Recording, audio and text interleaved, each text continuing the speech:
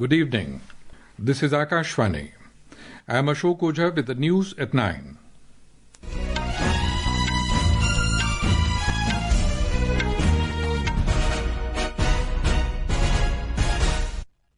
The headlines. Prime Minister Narendra Modi holds delegation-level talks with Brazilian President Lula da Silva in Brasília. Focus on strategic partnership in areas of mutual interest, including trade and defense. India and Brazil to sign 4 MoUs to foster cooperation in areas of counter-terrorism, sharing of confidential information, renewable energy and agricultural research. Election Commission expresses confidence to complete collection of enumeration forms from voters in Bihar before 25th July deadline. First ever anti-malaria drug for babies approved for use by Switzerland. IMD forecasts heavy rainfall in various parts of the country during the next 2 to 3 days. And in cricket, Indian spinner Deepti Sharma moves on to second spot in ICC Women's T20 international rankings. Prime Minister Narendra Modi is holding delegation-level talks with Brazilian President Luiz Inácio Lula da Silva in Brasília. The talks focus on broadening of strategic partnership between the two countries in areas of mutual interest, including trade and defense. Earlier, Mr. Modi was accorded ceremonial welcome in Alvorada Palace, where Brazilian President, along with his wife, welcomed him. Following the talks between the two leaders, India and Brazil are expected to sign 4 agreements after the talks to foster cooperation in areas of counter-terrorism, sharing of confidential information, renewable energy and agricultural research. We now go live to our correspondent Sudhindra, who is covering the Prime Minister's visit in Brazil. Sudhindra, what latest update do you have on the meeting between Prime Minister Modi and Brazilian President? Well, Ashok, the Prime Minister Narendra Modi and Brazilian President Lula da Silva, they held a bilateral, and now the delegation-level talks are on in Brasília, the capital of Brazil. And the extensive discussions were held on the issues of mutual interest and the areas of priority where both the countries can go forward. You know, both are important economies of the global south and have spoken in one voice in international forums on global institutional reforms and environment conservation. And Brazil had condemned the Pahalgam terror attack in the strongest words. So both the countries are working on deepening, strategic ties with greater coordination and cooperation in the areas of defense, agriculture research, space sector, oil and natural gas, mines and minerals. And in a short while from now, both the countries will sign MoUs in 4 sectors, as you mentioned, on counter-terrorism, sharing of confidential information, renewable energy, and agricultural research, Ashok. Thank you very much, Sudhindra, for that update. The Prime Minister arrived in the Brazilian capital after wrapping up a productive visit to Rio de Janeiro for the 17th BRICS Summit. From Brazil, the Prime Minister will travel to Namibia's capital, Windhoek, tomorrow on the final leg of his 5-nation tour. During his visit, the Prime Minister will hold bilateral talks with the Namibian President. Prime Minister Modi will also be conferred with the highest civilian award of Namibia. Our correspondent covering the Prime Minister's visit reports that the visit will shape the upcoming India-Africa Forum Summit and Global South priorities. With Africa increasingly central to India's foreign policy, PM's visit to Namibia will prove to be a significant one in shaping the upcoming India-Africa Forum Summit. Indian High Commissioner to Namibia, Rahul Srivastav, said, from challenges ranging from climate change to food security and industrial development, India and Namibia will explore similar solutions during the upcoming visit. Our challenges is common, whether it's climate change, whether it is food security. We would like to share our experience on these because we have the same kind of challenges, but in many cases we have been able to find some solution. And the Prime Minister is a strong supporter of the Global South, so he always says that we should be assisting them. As Windhoek prepares to welcome Prime Minister Narendra Modi, expectations are running high for the renewed era of partnership between India and Namibia. Aparna Khund, Akashvani News, Windhoek. The Election Commission today said that the Special Intensive Revision SIR in Bihar is progressing well and the exercise of collection of enumeration forms will be completed well before the deadline of 25th of July.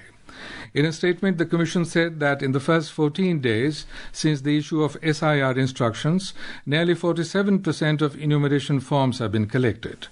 Over 3.7 crore enumeration forms of around 7.90 crore electorate in Bihar have been collected so far.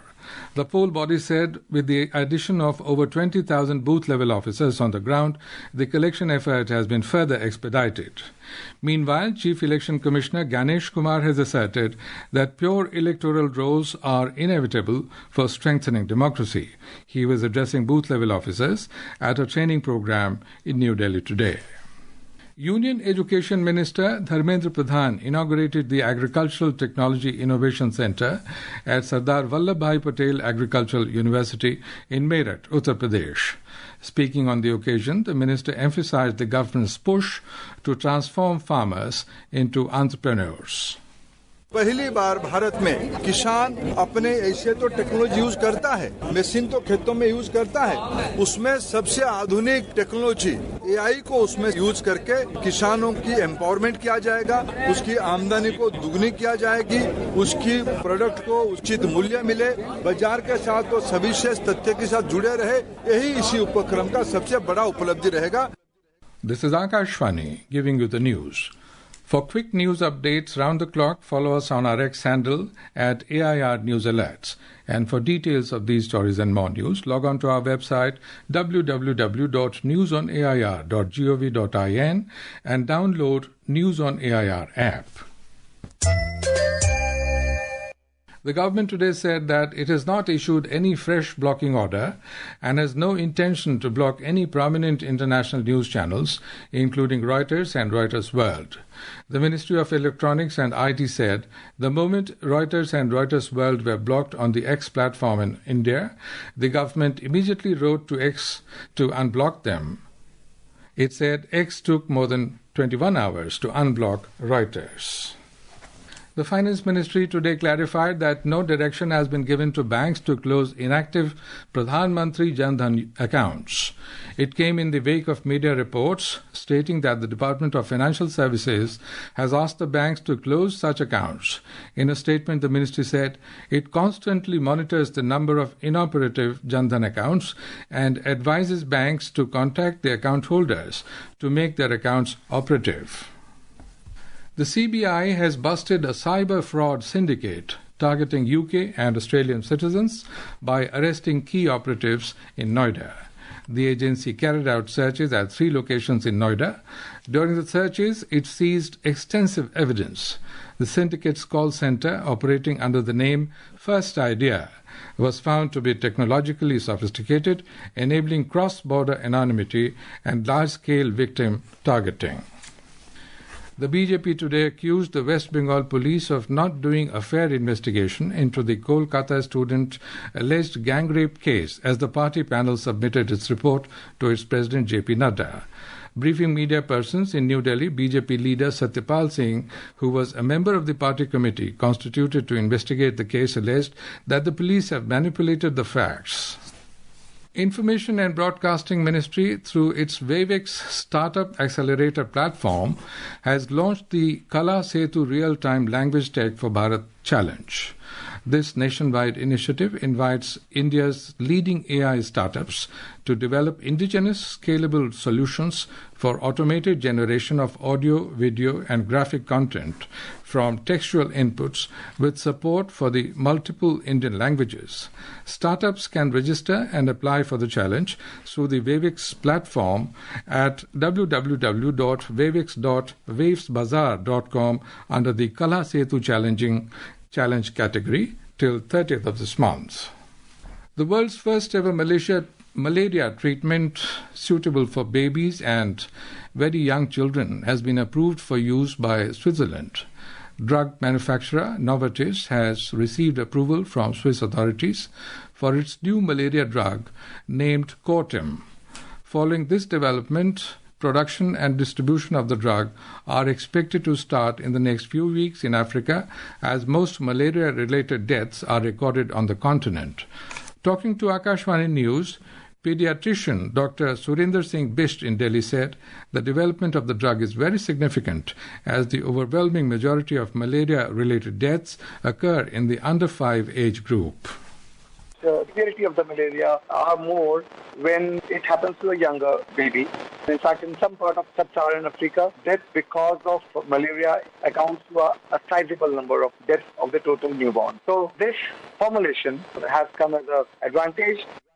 The India Meteorological Department IMD has forecast heavy rainfall in eastern, western, central and northeastern regions of the country during the next 2 to 3 days. The IMD said that heavy rainfall is very likely to continue over Madhya Pradesh, Vidarbha, Chhattisgarh, West Bengal and Jharkhand till Thursday. Nagaland remains severely affected by flooding, with several low-lying areas along the Assam border submerged following heavy rainfall last night. We have a report. Nagaland continues to reel under floods as many low-lying areas bordering Assam were submerged after a heavy downpour last night. In Dimapur district, colonies along the Nagaland-Assam border, including Lengrijan, Borlengri and Riverbelt colonies, were particularly hard hit with rising flood waters inundating homes and roads. Rescue efforts by the State Disaster Response Force are ongoing to evacuate stranded residents to safety. Several parts of Dimapur town also remain waterlogged, significantly disrupting daily life and hindering access to essential services. Mary, Akashvani News, Kohima. In Madhya Pradesh, many rivers, including Narmada, are flowing above the danger mark. The Meteorological Department has issued red alert for extremely heavy rains in Shivni, Mandla, Balaghat districts today. More from our correspondent. The Meteorological Department issued alert for moderate flash flood in all the districts of eastern Madhya Pradesh, including Anuppur, Balaghat, Umaria. Meanwhile, heavy rain were recorded in Balaghat and Raisen district of the state. Today, 12 gates of Bansujara Dam were opened in Tikamgarh. 7 gates of Satpura Dam have also been opened in Betul district. Many villages of Narsinghpur district have been submerged due to the Narmada river flowing above the danger mark. The Meteorological Department has issued a yellow alert for all districts for heavy rains in the coming 4 days. Prashant Sharma, Akashvani Samachar, Bhopal. Meanwhile, in West Bengal, an orange alert for very heavy rainfall has been issued for North 24 Parganas, South 24 Parganas, Hooghly, Purv Bardhaman, Paschim Medinipur and Bankura districts today. In cricket, Indian spinner Deepti Sharma is on the verge of becoming the number 1 bowler in the ICC Women's T20 International Rankings for the first time in her career. She has moved on to the second place in the latest list after gaining 1 spot, overtaking Australian pacer Annabel Sutherland, and now trails Pakistan's Sadia Iqbal by only 8 rating points. Deepti's rise came after she took 3 wickets in the third game of India's 5-match T20 I-Series against England. Benchmark domestic equity indices today ended with modest gains. The 30-share index at the Bombay Stock Exchange Sensex rose 270 points to close at 83,713. The National Stock Exchange Nifty 50 added 61 points to settle at 25,523. In the forex market, the rupee today appreciated by 16 paise to close at 85 rupees and 70 paise against the US dollars. And now, before we end this bulletin, the headlines once again. Prime Minister Narendra Modi holds delegation-level talks with Brazilian President Lula da Silva in Brasília, focus on strategic partnership in areas of mutual interest including trade and defense. India and Brazil to sign 4 MoUs to foster cooperation in areas of counter-terrorism, sharing of confidential information, renewable energy and agricultural research. Election Commission expresses confidence to complete collection of enumeration forms from voters in Bihar before 25th July deadline. First ever anti-malaria drug for babies approved for use by Switzerland.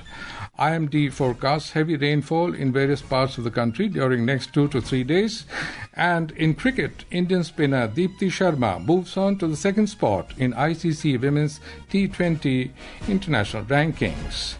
And that is all in the news at 9. Good night.